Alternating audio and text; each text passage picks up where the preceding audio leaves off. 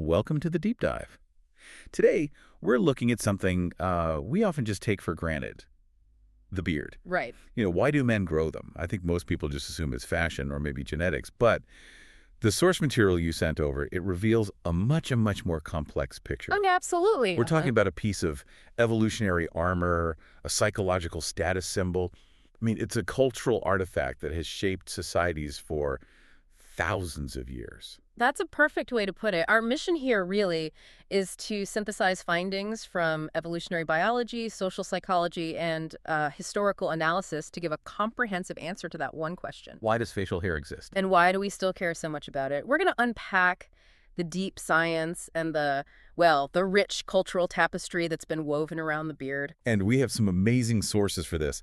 Studies on male competition, vivid historical timelines, even the biomechanics of facial hair. It's all designed to make sure you walk away not just knowing that men grow beards, but really why the beard is such a powerful tool, both biologically and socially. Okay. Hey, let's unpack this. We have to start where everything starts, right? Evolution. Always. The sources make this really compelling case that facial hair is so much more than some leftover trait. It's an adaptation. It's been shaped by centuries of selective pressures. And those pressures are centered around two main things. Attracting mates and establishing dominance over rivals. It's like the original, biological advertisement for vigor and vitality. Precisely. When you look at sexual selection, you see that traits that help an organism reproduce just get amplified over time. The beard is a textbook example of this. A physical trait that signals something. It signals to both potential partners and competitors that a male has the right health, the right hormonal profile to thrive. And the engine driving this entire biological advertisement is, of course, testosterone. It has to be. Testosterone. It is. It's the primary hormone fueling beard growth, and the timing is just so critical. It surges during puberty, which signifies sexual maturity. So the beard itself is this clear, irreversible signal that a male has reached biological readiness. Readiness to compete and to reproduce, yeah. What's fascinating, and the sources really point this out, is that the beard has this dual function. It seems almost contradictory. Right. It'll look good enough to attract, but also intimidating enough to deter. How does one trait manage to signal both of those things at the same time? That's the genius of it. It works by enhancing perceived size and aggression. So in what we call intersexual competition. It's a male-on-male competition. Exactly, competition among males. The beard exaggerates the jawline, the bone structure of the face. It makes a man look bigger, maybe older, stronger. It signals dominance. Okay, so that's the deterring rivals part. What about the attraction? Well, for intersexual attraction, attracting a mate, those exact same features signal maturity, health, and stability. I mean, we want a partner who can compete and provide, right? Right. The beard is basically the billboard for that capability. So it's not just a sign that you can fight, but that you are mature enough to fight and maybe even win. Exactly. But we need to move beyond just the look of it, because the sources detail a functional role that's it's genuinely surprising. It gives the beard a much more physical purpose. Right. This is the idea of the beard as a protective barrier. When I first read that, I just assumed it meant, shielding from the wind or something. But it's way more than that. It is. There are three key protective functions. First, that environmental shielding you mentioned is real. Research has shown facial hair can offer a modest, natural defense against UV radiation. Like a low-level sunscreen. Pretty much, yeah. Reducing skin damage, sunburn. But the second function is the really eye-opening one. It connects the beard directly to physical combat. Impact absorption. Exactly. Impact absorption. Studies suggest the density and structure of the beard can absorb and disperse force. So imagine a punch to the jaw. Right. A thick beard can act as a kind of shock absorber. It could reduce skin cuts, bruising, maybe even injury to the soft tissues underneath, and that function would have been absolutely vital in our past. So the beard evolved not just to attract, but specifically to keep the jaw intact during a fight.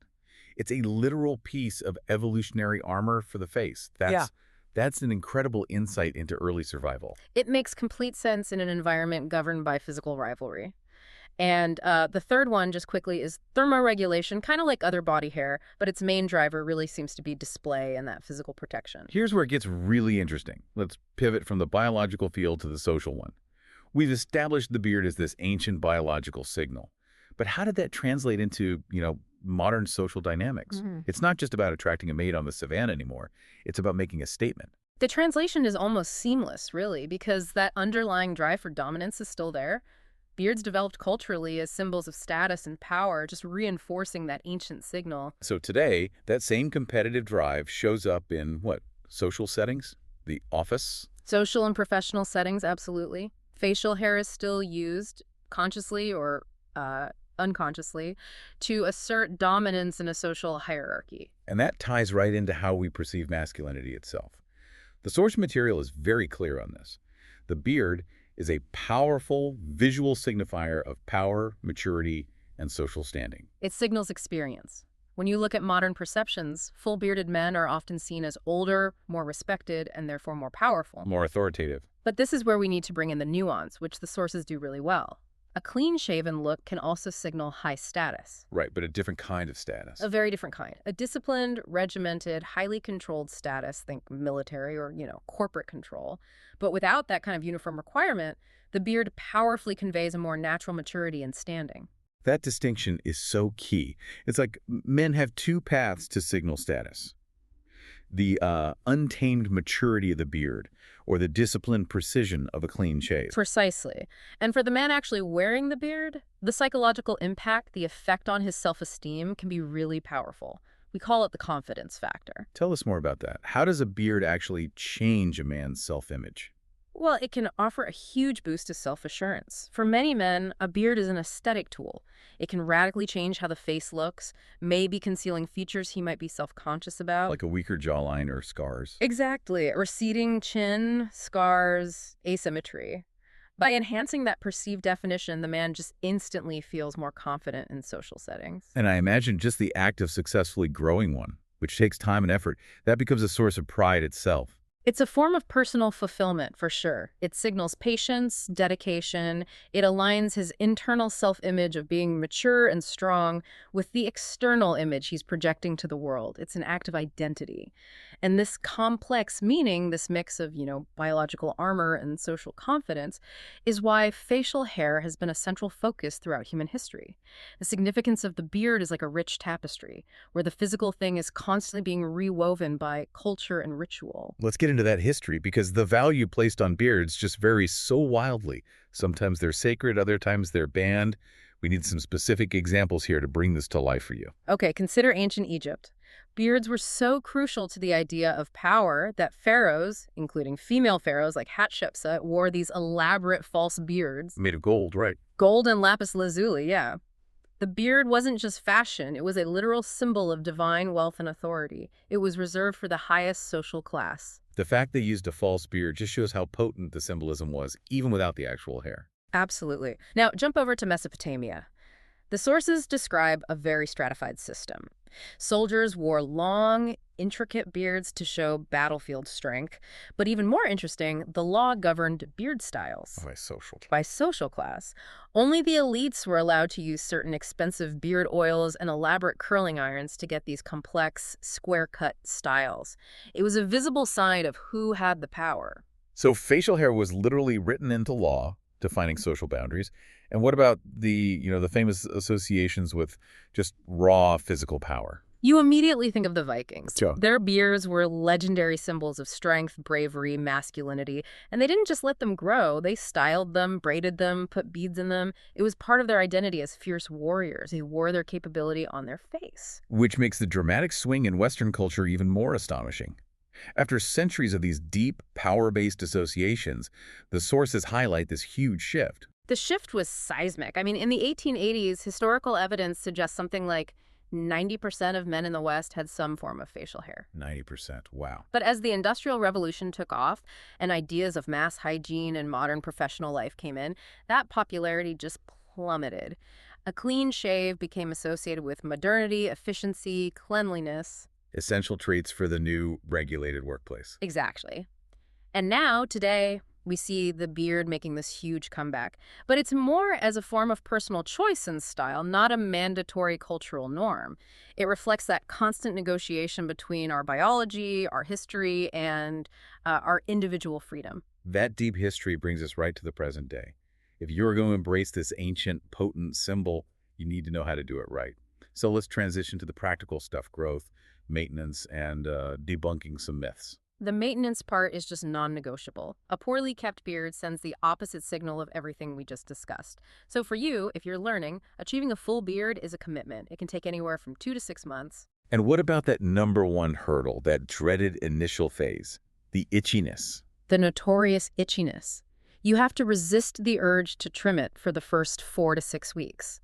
That patience lets everything fill out properly. And that itch, it's common, but you can manage it. Oh. Proper washing and early use of beard oil are crucial.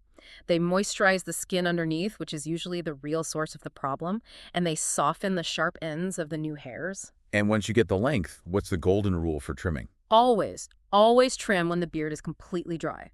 Why is that? Because wet hair hangs longer than its true dry length.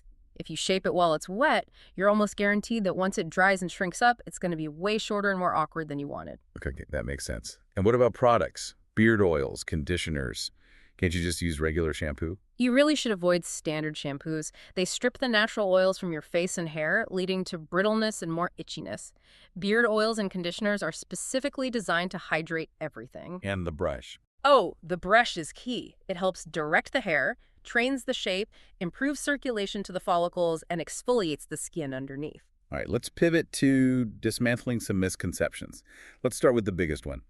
The myth of the dirty beard. That is a very difficult myth to kill, but the source material is clear. Beards are not inherently unhygienic. Studies show that a well-maintained beard, one that's washed regularly, poses no greater hygiene risk than a clean-shaven face. Proper care dispels that myth completely. And the old barbershop wisdom, if you shave it, it'll grow back thicker and faster. Completely false. Yeah, this is just a visual trick. When you shave, you cut the hair at its widest point, leaving a blunt tip.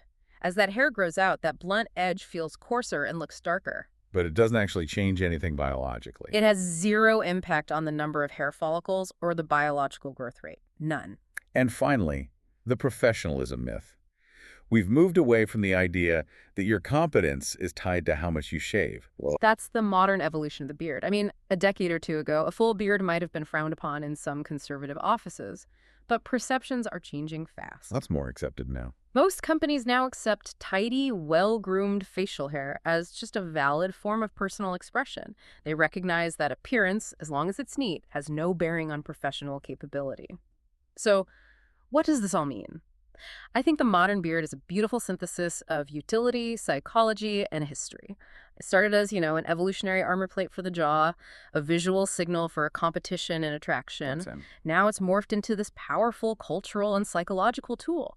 It's a signifier of identity, of maturity, of personal confidence. Its meaning is elastic, it shifts based on who wears it and where, but its core function, that remains to communicate status and strength. It's a powerful statement. Evolving from physical protection in an ancient fight to boosting self-esteem in a social setting. We've seen that beards once literally helped absorb physical impact. So as you navigate today's world, maybe consider this. Does the social dominance and confidence signaled by a modern, well-groomed beard still serve a similar symbolic protective function in today's competitive professional environment? It's something to mull over the next time you decide whether to pick up the razor or the beard oil. Thank you for taking this deep dive with us into the profound significance of facial hair. We encourage you to explore these layers of biology, history, and psychology further. The deep dive concludes.